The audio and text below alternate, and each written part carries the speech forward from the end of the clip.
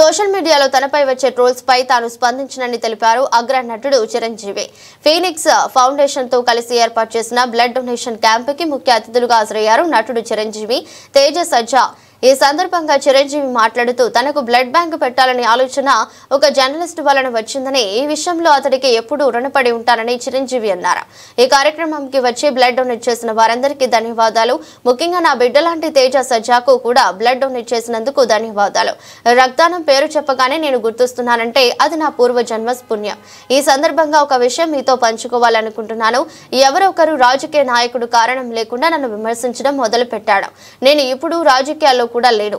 ఆయన కూడా అప్పుడప్పుడు విమర్శలు వస్తూనే ఉంటున్నాయి. అయితే ఈ నాయకుడు ఒకరోజు ఏదో ముంపు ప్రాంతానికి వెళ్ళినప్పుడు అక్కడ ఒక మహిళ అతడిని నిలదీస్తూ చిరంజీవిని అలాంటి మాటలు అనాలని మీకు ఎందుకు అనిపించిందంటూ కడిగి పారేసింది. దీంతో ఆ వీడియో చూసి ఎమోషనల్ అయ్యాను. ఆ తర్వాత ఆమె వివరాలు తెలుసుకోగా చిరంజీవి బ్లడ్ బ్యాంక్ ద్వారా ఆమె బిడ్డ ప్రాణాలు నిలిచాయని, అందుకే నేనంటే ఆమెకు గౌరవం అని తెలిసి నాకు గుండె ఉప్పొంగింది.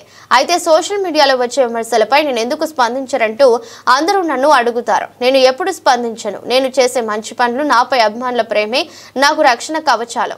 విమర్శలపై నేను స్పందించాల్సిన పని లేదు. నా మంచితనమే మాట్లాడుతుందంటూ చిరంజీవి చెప్పుకొచ్చాడు. చాలా మంది అంటారు, ఏమని మిమ్మల్ని ఇలా అటాక్ చేస్తుంటారు సోషల్ మీడియాలో మాట్లాడుతుంటారు, మీరేం మాట్లాడరు ఏంటని. నాకు నేను చేసినటువంటి మంచి కార్యక్రమాలు, నేను పొందినటువంటి ప్రేమ, అభిమానం, ఇదే నాకు రక్షణ కవచం. నేను మాట్లాడక్కర్లా, నేను చేసుకున్న మంచి మాట్లాడుతున్నట్టు నేను అలాగే అంటుంటాను.